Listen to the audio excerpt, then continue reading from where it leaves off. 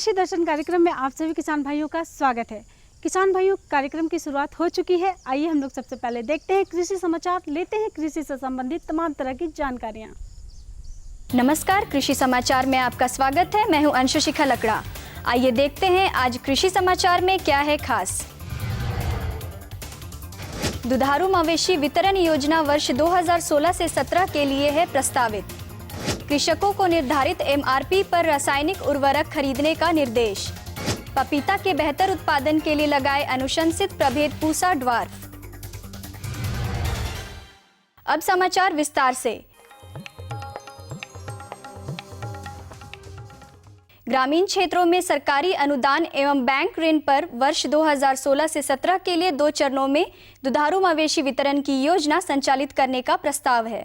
लातेहार जिले में संचालित दुग्ध पथों में अवस्थित अनुसूचित जनजाति एवं अनुसूचित जाति के इच्छुक किसान, महिला स्वयं सहायता समूह के सदस्य या पशुपालकों से आवेदन आमंत्रित किया गया है। पूर्ण रूपेण भरे हुए आवेदन 5 अक्टूबर तक जिला गव्य विकास कार्यालय लातेहार में जमा कर सकते हैं। केंद्र सरकार द्वारा रासायनिक उर्वरकों का प्रति बोरा मूल्य निर्धारित किया गया है। किसान भाई उर्वरक खाद के पैकेट या बोरे पर मुद्रित एमआरपी भारत सरकार द्वारा निर्धारित मूल्य पर ही खरीदे। साथ ही विक्रेता से रसीद अवश्य प्राप्त करें। यदि कोई विक्रेता रसीद उपलब्ध नहीं कराता है या निर्धारित मूल्य से अधिक मूल्य लेता है तो इसकी सूचना तुरंत अपने निकट के प्रखंड कृषि पदाधिकारी या प्रखंड विकास पदाधिकारी को दें, ताकि विक्रेता पर उर्वरक नियंत्रण आदेश 1985 के तहत कार्रवाई की जा सके। सरसों और राई के बेहतर अंकुरण के लिए खेत में नमी होना बहुत ज़रूरी है। यदि मिट्टी में नमी की कमी हो तो बुआई से पहले सिंचाई करें, तब बुआई करें। बुआई के 20 से 25 दिन बाद पहली सिंचाई करें और 40 दिन बाद दूसरी सिंचाई करें।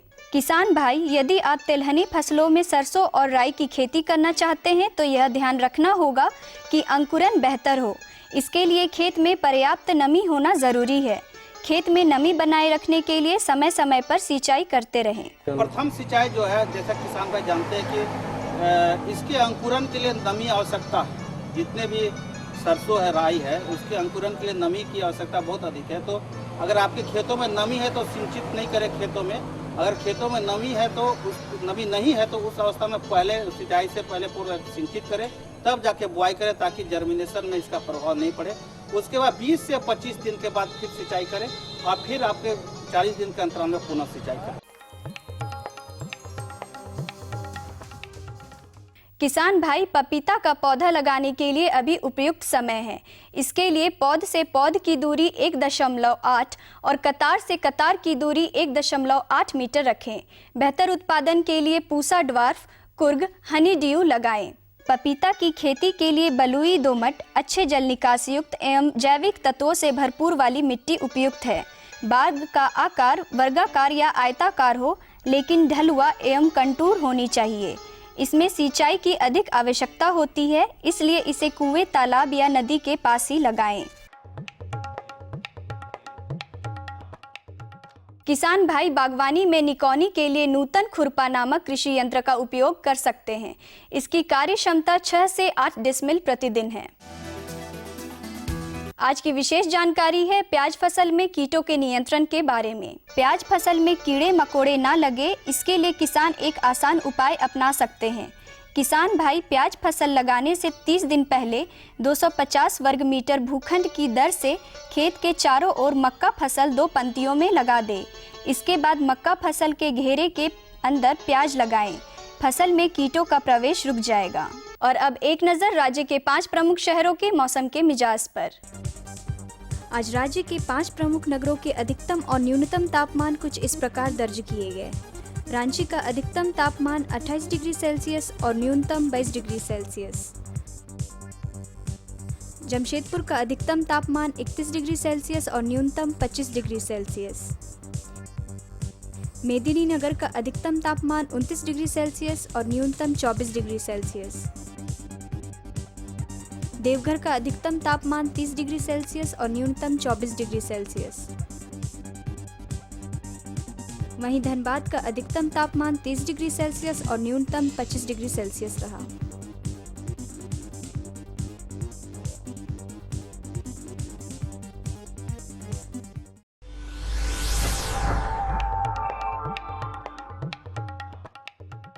और अब मंडी भाव में आइए नजर डालते हैं अनाजों के भाव पर। आज कृषि उत्पाद बाजार समिति रांची में विभिन्न खाद्यान्नों के थोक भाव कुछ इस प्रकार दर्ज किए गए।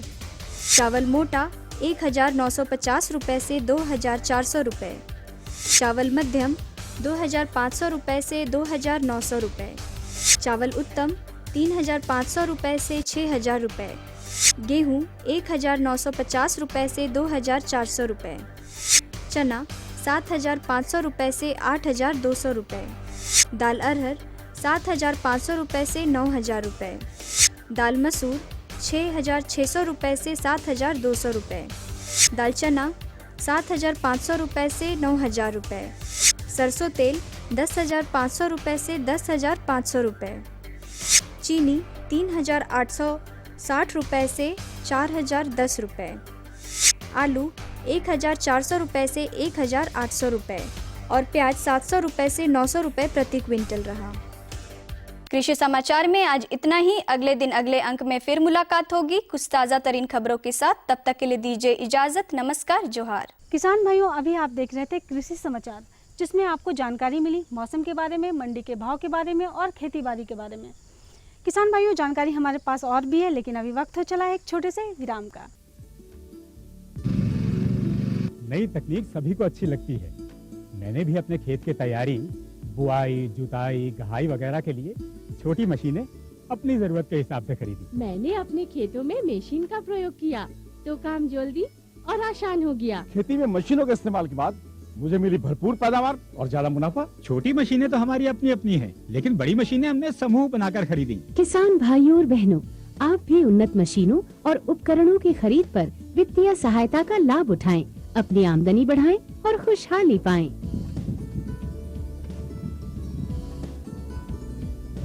हो गया।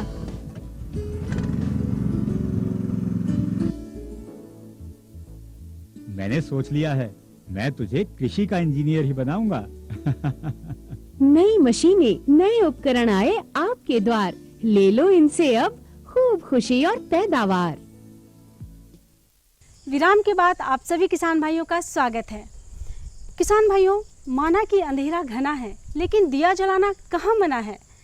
किसान भाइयों, हमारे झारखंड राज्य के किसान भाई खेती बाड़ी करते हैं, पशुपालन का भी काम करते हैं, लेकिन आज हम बात करेंगे महिला किसान की, जिन्होंने कृषि से आत्मनिर्भर हुई हैं। किसान भाइयों, तो इन्हें क्या कुछ करना पड़ा, किन किन कठिनाइयों का सामना करना पड़ा है, तो आइए हम लोग इन्हीं की कहानी, इन्हीं की जुबानी देखते हैं वृत्तचित्र के माध्यम से और लाभ उठाते हैं। कोमल है, कमजोर नहीं तू, शक्ति का नाम ही नारी है, जग को जीवन देने वाली, मौत भी तुझसे हारी है। कुछ ऐसी ही नारी शक्ति का जज्बा लिए सफलता को हासिल किया है झारखंड राज्य के खूंटी जिले के बड़का बिहुर गांव की कविता सांगा ने। ग्रामीण क्षेत्र में जहां आज भी लड़कियों को घर की दहलीज पार करने की इजाजत नहीं होती, वहां इन्होंने न सिर्फ नर्स की नौकरी को अपनाया है, बल्कि इसके साथ साथ खेती बाड़ी को भी आत्मसात किया है। इस खेती बाड़ी से वो खुद तो सफल हुई हैं, साथ ही साथ गांव के दूसरे लोगों के लिए भी रोजगार के नए द्वार खोल रही हैं। इनसे जुड़कर आज गांव के कई लोगों की बेरोजगारी दूर हुई है। पिता के रिटायरमेंट के बाद उन्होंने खेती बाड़ी का मन बनाया और उसमें आने वाली चुनौतियों का सामना किया।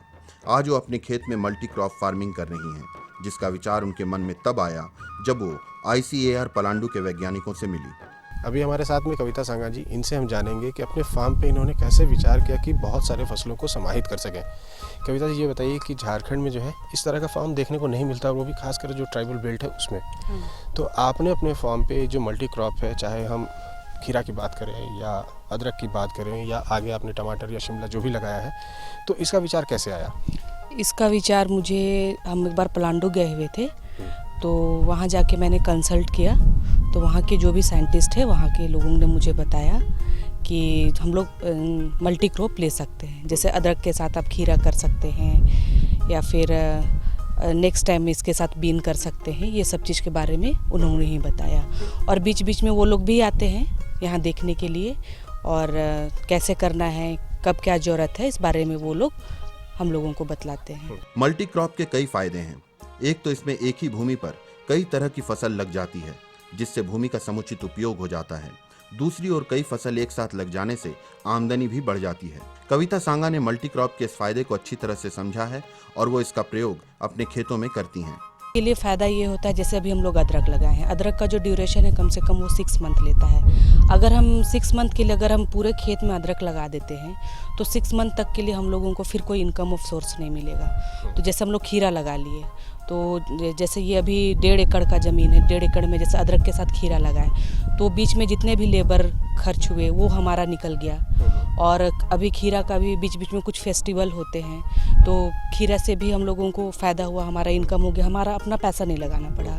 जो हमारे खेती से पैसा आ रहा है उसी पैसा से हम लोग उसको यूज़ कर ले रहे हैं। अपनी जमीन की प्रकृति को बदलने के लिए उन्होंने काफी मेहनत की। सबसे पहले जमीन की गहरी जुताई करवाई, फिर गोबर खाद देकर उसे खेती के लायक बनाया। जैसे यहाँ का मिट्टी अभी आप देख रहे हैं ना, यहाँ कुछ बदलाव हो गया है, तो उसके लिए हम लोग क्या किए कि जुताई करवाए। जुताई के बाद जितना भी गोबर खाद है, गोबर खाद हम लोग दिए।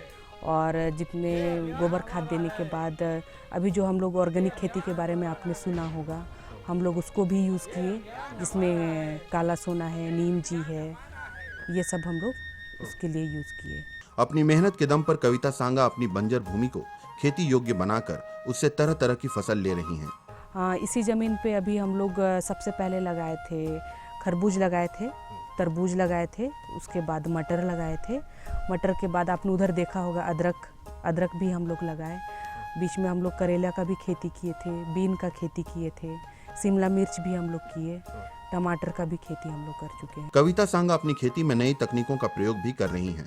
जहां एक और मल्चिंग से उन्हें बार बार पौधे के पास से घास निकालने की जरूरत नहीं पड़ती, वहीं ड्रिप इरिगेशन लगाकर वो समय, पानी और मेहनत तीनों की बचत कर रही हैं। लेकिन अभी जो नया खेती में हम लोग जैसे मल्च का सिस्टम बोले, मल्च में लगाने से हम लोग का फ़ायदा ये हो जाता है कि उस एरिया जहाँ हम लोग लगाते हैं उस एरिया में हम लोगों को बार बार घास निकालने का ज़रूरत नहीं पड़ता है। और जैसे ड्रिप सिस्टम है तो पानी ज़्यादा बाहर नहीं जाता है, उस एरिया तक ही रहता है। ये हम लोगों को फ़ायदा लगा। खाद भी हम लोगों को सब तरफ डालने का ज़रूरत नहीं पड़ा। जैसे हम लोग पुरानी खेती में करते हैं कि पूरा खेत में हम लोग को एक बार खाद डालना है। इसमें ऐसा होता है कि जहाँ हम लोग बेड बनाते हैं, जहाँ हम लोगों को पौधा डालना है, सिर्फ उसी एरिया में हम लोगों को खाद लगाने की ज़रूरत पड़ती है। और जैसे ड्रिप का सिस्टम देखें, पानी के लिए अगर हम लोग इसी एरिया में पानी का ही करते तो पहले वाले सिस्टम में जाते तो बहुत दिक्कत होता पानी के लिए, हाँ, फ्लड इरिगेशन में। लेकिन ये ड्रिप सिस्टम में हम लोगों के लिए बहुत अच्छा हो जाता है। समय, पानी, हाँ, समय, पानी, मेहनत तीनों बचत हो जाता है। इन्होंने अपने उत्पाद को बेचने के लिए बाजार भी ढूंढ लिया है।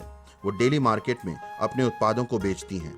इसके लिए उन्होंने एक ऑटो ठीक कर रखा है जो बाजार तक उनके सामान को पहुंचा देता है। के फ्रेंड ने मुझे डेली मार्केट के लिए बताया था वहाँ जाना चाहिए, क्योंकि डेली मार्केट में भी सब्जियाँ थोक में दे दिया जाता है, खुदरा मार्केट है वहाँ। तो फिर हम अपने फ्रेंड्स के साथ वहाँ गए हुए थे, फिर हम उनसे बात किए तो वो लोग बोले कि हम लोग फिर सामान लेंगे। तो वैसे ऑटो वाला एक है तो उनसे बात कर लेते हैं। ऑटो वाला आता है, हम लोग सामान पैक करते हैं, शाम में ऑटो वाला आता है, उसमें पैक करने के बाद सुबह सुबह वो 4 बजे वहाँ पहुँचा देता है। फिर उधर रांची से हम उनके पास चले जाते हैं। कविता सांगा बताती हैं कि पिताजी के रिटायरमेंट के बाद पूरे परिवार ने मिलकर खेती करने का फैसला लिया ताकि वो अपनी आमदनी को बढ़ा सकें, साथ ही साथ गांव वालों को इस दिशा में प्रेरित कर सकें। ये बदलाव आया जैसे कि पापा जॉब में थे तो एक हम लोगों का जो पैसा आता था मंथली, इतना अमाउंट में आना है उतना ही पैसा आता था। तो उसके बाद जब हम लोग यहाँ खेती करने लगे, इसके बाद हम लोग देखने लगे कि यहाँ से जो इनकम हुआ वो हमारे लिए अच्छा हुआ, क्योंकि उनको जैसे पेंशन भी है तो उतना ज़्यादा पेंशन नहीं है। तो उससे क्या होता है कि हमारा परिवार उतने अच्छे से चल नहीं पाता। जैसे आज का महंगाई का ज़माना है, उसके हिसाब से हम लोग देते थे, हम लोग उस चीज़ को पूरा नहीं कर पाते थे। तो आर्थिक रूप से हम लोग ये देखें कि हम लोगों के लिए फ़ायदा हो गया बहुत, मतलब थोड़ा हम लोग अच्छे से और पहले से अच्छे से स्टेबल हो गए। और यहाँ का जो पैसा से हम यहाँ से जो हम लोग को यूज़ हो रहा है पैसा, वो हम लोग यहाँ की खेती के लिए ही आगे के लिए यूज़ कर ले रहे हैं। पेमेंट के लिए हम लोगों को अपना पॉकेट मनी से देना नहीं पड़ रहा है यहाँ के लेबर को, यहीं के पैसा से हम उनका पेमेंट कर दे रहे हैं। और सामाजिक स्तर पर देखें कि पहले जैसे अभी कहीं जाते हैं हम कोई फार्म पे भी अगर किसी के यहाँ, तो वो लोग भी हमें एक नाम से जानते हैं कि हाँ यहाँ एक फार्म है इनके नाम से। जैसे मार्केट भी जाते हैं तो किनके यहाँ से आया हुआ है, मानू जी के फार्म से आया हुआ है, ऐसा एक हमारा एक नाम आ जाता है। जब उन्होंने खेती की शुरुआत की तब उन्हें कई परेशानियों का सामना करना पड़ा। सबसे पहले तो उन्हें ज्ञान का अभाव था। इसकी वजह से ये समझना मुश्किल था कि कौन सी फसल कब लगानी चाहिए, किस बीमारी में कौन सी दवा का प्रयोग करना चाहिए। इन सब के अलावा अपने उत्पाद की मार्केटिंग कहाँ करनी चाहिए ये भी पता नहीं था। हम लोगों के लिए थोड़ा सा मुश्किल हम लोगों को लगा था स्टार्टिंग में कि हम लोग को नॉलेज कहाँ से मिलेगा, नॉलेज कैसे गेन होगा, क्योंकि हमारे फैमिली में तो एग्रीकल्चर का नॉलेज हम लोगों को नहीं था। ये ड्रिप सब हम लोग को पहले से मिल गया था, लेकिन नॉलेज कहाँ से मिलेगा, कब क्या डालना चाहिए, क्या खेती मतलब कौन सा खाद डालना चाहिए, कौन सा पेस्टिसाइड्स डालना चाहिए, किस में क्या बीमारी आ रही है, वो हम लोग नहीं पता कर पाते थे। तो उसके चलते होता क्या था कि हम लोग को नॉलेज नहीं मिल पाता था। तो जैसे कुछ बीमारी लग गया कुछ पौधे में तो वो मर जा रहा था, कैसे उसको हम लोग को ट्रीट करना है वो हम लोग नहीं जान पाते थे। और स्टार्टिंग में हम लोगों को थोड़ा प्रॉब्लम भी हुआ, जैसे पिछले साल हम लोग खरबूज लगाए थे, तरबूज लगाए थे, तो बेचना कहाँ है, किसके यहाँ हम लोग को देने से फ़ायदा होगा, क्योंकि अगर यहाँ हम लोग कर रहे हैं तो हम लोग खूंटी में नहीं बैठ सकते हैं हमेशा, फिर यहाँ का काम कौन देखेगा, तो हम लोगों को इसको देना किसको है, वो सब थोड़ा दिक्कतें आई। फिर धीरे धीरे वो सब भी ठीक हो गया। इतना ही नहीं, शुरुआती दौर में उन्हें गांव वालों की आलोचनाओं का भी सामना करना पड़ा, पर वो अपने फैसले पर कायम रहीं और अपनी खेती को आगे बढ़ाया। हाँ, इस टाइप का बात बोले वो लोग कि क्यों इतना कर रहे हैं, अब तो इतना एज हो गया है मम्मी पापा का, अब उनको घर बैठना चाहिए, नहीं करना चाहिए, इतना पहले इतना काम करते थे, अब क्या ज़रूरत है इतना करने का, नहीं सकिएगा। बीच में जब पापा का तबीयत भी ख़राब हो गया था तब भी बोल रहे थे, लेकिन हम लोग हिम्मत नहीं हारे। हम लोग सोचे कि नहीं, हम लोग इस सिचुएशन में भी हम लोग आगे निकल सकते हैं। कविता सांगा के घर में उनके पिता के अलावा कोई पुरुष सदस्य नहीं है, फिर भी कविता ने हिम्मत जुटाई और अपनी खेती को नया आयाम दिया। और लेकिन जब पापा का बीच में तबीयत ख़राब हुआ तो मुझे लगा कि नहीं, कुछ तो करना चाहिए, क्योंकि इस जगह में पापा इतना मेहनत किए, इतना पैसा लगाए हैं, तो इस चीज़ को हम ऐसे ही नहीं जाने देंगे। और तब मैंने ही अपने तरफ से कोशिश किया, अगर लड़के नहीं भी हैं तो क्या हुआ, हम कर सकते हैं इस चीज़ को। तब हम इस चीज़ के लिए इंटरेस्ट दिखाया। अपनी खेती का प्रबंधन वे स्वयं करती हैं। खेती के लिए वो गांव के पुरुष और महिलाओं का सहयोग लेती हैं। कविता के पिता इस कार्य में उनका मार्गदर्शन करते हैं। मैनेजमेंट के लिए जैसे गांव के ही लड़के हैं, स्प्रे का काम होता था, पहले ऐसा होता था कि हम लोग ही करते थे। बीच में वाइफ हस्बैंड आए हुए थे तो वो भी काम करते थे, फिर उनको कुछ प्रॉब्लम हुआ, वो लोग चले गए। फिर हम लोग गांव के ही लड़कों को कलेक्ट किए, तो अभी परमानेंट जैसे स्प्रे करने वाला हमारे पास परमानेंट है, वो डेली आते हैं, अपना काम करते हैं। और जैसे जेंट्स का जो भी काम हुआ, बांस गाड़ने का काम हुआ या खुदाई का काम हुआ, तो गांव के जितने भी लड़के हैं उनको हम लोग बोलते हैं, वो लोग हेल्प करते हैं। फिर पापा भी उनके साथ उनको गाइडेंस देते हैं कैसे कैसे करना है। और मम्मी जितनी भी लेडीज़ हैं उनको लेके आती है, फिर मम्मी उनके साथ लग के उनका काम देखती है। तो इस तरह से सबका काम बटा। कविता के पिता इमैनुअल सांगा जो रेलवे में कार्यरत थे, उन्होंने रिटायरमेंट के बाद खेती की शुरुआत की। वो बताते हैं कि कविता खेती में उनका पूरा सहयोग करती हैं। ये कविता की ही देन है कि उन्हें नई तकनीक की जानकारी मिलती है, जिसका उपयोग वो अपने खेतों में करते हैं। पहले मैं रेलवे में जॉब करता था। रेलवे से रिटायर होने के पहले मैं सोचता था कि मैं कैसे अपना बाकी जीवन व्यतीत करूंगा। इसी बीच में मैं रिटायर होने के बाद मेरे मन में आया कि मैं कुछ ऐसा काम करूं जिसमें अपना परिवार चला सकूं और गांव के लोगों को भी मैं इस ओर आकर्षित कर सकूं। इसके लिए मैंने अपने बुजुर्गों के दिए हुए स्थान पर मैंने बागवानी का कार्यक्रम शुरू किया, जिसमें गांव वाले जो है बाहर नहीं जाकर मेरे ही बागान में आकर प्रतिदिन जो है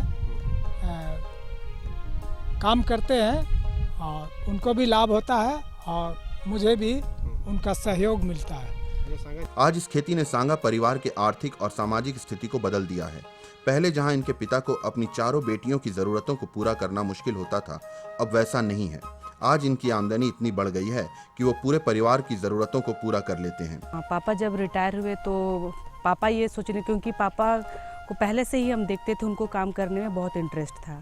जब भी वो छुट्टी में भी आते थे जॉब के बीच में, तब भी वो खेती बाड़ी के लिए लगे हुए रहते थे। तो पापा अब सोचे रिटायरमेंट के बाद अब अकेले बैठ के क्या करेंगे, कुछ करना चाहिए। तो फिर पापा लोगों ने, मम्मी लोग और हम लोग सब मिलके डिसाइड किए कि आगे अगर कुछ करना है, इससे क्या फ़ायदा होगा कि हम लोगों का सोर्स भी थोड़ा अच्छा हो जाएगा मम्मी पापा का जो अपना जो फिज़िकल है उनका वो भी ठीक रहेगा, घर ज़्यादा बैठने की ज़रूरत भी नहीं रहेगी, टाइम पास भी हो जाएगा। और इससे ज़्यादा अच्छा क्या होगा कि यहाँ के जो लोग हैं उन लोगों को भी हम लोग थोड़ा सा एग्रीकल्चर के बारे में और ब्रीफ बता सकते हैं। और हमारे पास तो ज़मीन बहुत है, लेकिन उसको कैसे यूटिलाइज़ करना है वो सब चीज़ें। इतना ही नहीं, इनसे जुड़े गांव वाले जो इनके खेतों में कार्य करते हैं, आज इन्हें भी आमदनी का एक जरिया मिल गया है। इनके खेत में कार्य कर वो आमदनी तो प्राप्त कर ही रहे हैं, साथ ही साथ खेती की नई विधा भी सीख रहे हैं। हम कुछ नहीं, खेती बाड़ी करते हैं गांव में, वही पढ़ाई लिखाई तो अभी फिलहाल बंद हो गया। तो कैसे आमदनी का जरिया? आमदनी वो ऐसे ही जैसे इधर उधर छोटा मोटा काम मिलता है, इधर ये हेल्परिंग का काम देख देख के सीख रहे हैं। सोच भी रहे हैं कि हम भी लगाएंगे खेती होती है इसे। अभी तुम लोग का खेती कैसा है? हम लोग का अभी बढ़िया है। गांव में इस तरह की खेती होने से खुदरा सब्जी विक्रेता भी इससे लाभान्वित हो रहे हैं। अब उन्हें सब्जी खरीदने दूसरे शहर नहीं जाना होता, बल्कि कविता सांगा के ही फार्म से गुणवत्ता वाली सब्जी मिल जाती है। यहाँ पे जो सब्जी आप लेते हो उस पे आपको भरोसा है कि नहीं? है, भरोसा है। हाँ। यहाँ से सब्जी लेते हैं तो आपको क्या फायदा होता है, बताइए। मेरा फायदा होता है, तेल बचत होता है, कमाई भी मेरा दिहाड़ी निकलता है, दूर जाना नहीं पड़ता है, इसीलिए यहाँ आते हैं और बेचते हैं। पहले कहाँ से लाते थे सब्जी? रांची से लाते थे जी। हाँ। रांची से जब लाते थे तो उसमें क्या दिक्कत होता था? तेल खर्च होता था, तो यहाँ नज़दीक है इसीलिए यहाँ आते हैं। कविता की इस कामयाबी से आज उनके माता पिता काफी प्रसन्न हैं। उन्हें कविता पर नाज है और उन्हें इस बात का कोई मलाल नहीं कि उन्हें कोई बेटा नहीं है। मेरी बेटियां बेटी ही नहीं, बिल्कुल बेटे के समान है। और हम भी बीच बीच में इन लोग को, अपने बेटियों को बेटा का ही संबोधन हम करते हैं। बेटे इधर आओ, ये काम करो, वो काम करो। अभी तक एक शुरू से, एक बचपन से इन लोगों के ऊपर अभी तक मेरा हाथ नहीं उठा है। और वे भी जो है, चारों बेटियां हमको बहुत इज्जत करती है, बहुत हमको सम्मान देती है, अपनी मदर को भी बहुत मानती है। और वे हर दुख में सुख में हमारे साथ हर समय हाथ बटाती है। जो भी नया नया तरीका है, जो बेटी बड़ी वाली कविता वो हमको बताते हैं। और मेरा तो पहले से ही मतलब हम तो खेती बाड़ी का शौकीन ही है, ऐसा कमाए कि वैसा कमाए। मतलब देख के गांव का लोग भी थोड़ा जागृति हो, और साथ साथ में हम लोग भी अपना आर्थिक स्थिति को अधिक आगे बढ़ाने के लिए हम लोग सोचते हैं। अच्छा लगता है खेती बाड़ी करने में। सफलता वास्तव में पुरुषों के एक अधिकार क्षेत्र में नहीं है। महिलाएं भी आज उतनी ही कुशलता और बहादुरी से अपनी समस्याओं से जूझती हैं और सफल होती हैं। जरूरत है मजबूत इरादों और सही दिशा में मेहनत की। खेती हो या कोई अन्य काम, सभी कड़ी मेहनत के आगे कुछ भी नहीं। कविता ने सरकारी नौकरी और खेती दोनों का ऐसा सामंजस्य बिठाया है कि गांव वाले उस पर आज गर्व करते हैं। वास्तव में उन्होंने इस मिथक को तोड़ डाला है कि सरकारी नौकरी वालों के समय नहीं बचता और साथ में अन्य काम नहीं कर सकते। देखा किसान भाइयों, आज किस तरह से हमारे झारखंड राज्य में हमारी महिलाएं भी कृषि के क्षेत्र में आत्मनिर्भर हो रही हैं। आप भी हो सकते हैं। किसान भाइयों, अब वक्त हो चला है एक और जानकारी की। जानकारी छोटी है लेकिन महत्वपूर्ण है, तो चलिए हम लोग सीधे चलते हैं IMD पुणे, लेते हैं जानकारी। भारतीय मौसम विभाग पुणे से प्राप्त आज का मौसम पूर्वानुमान कुछ इस प्रकार है।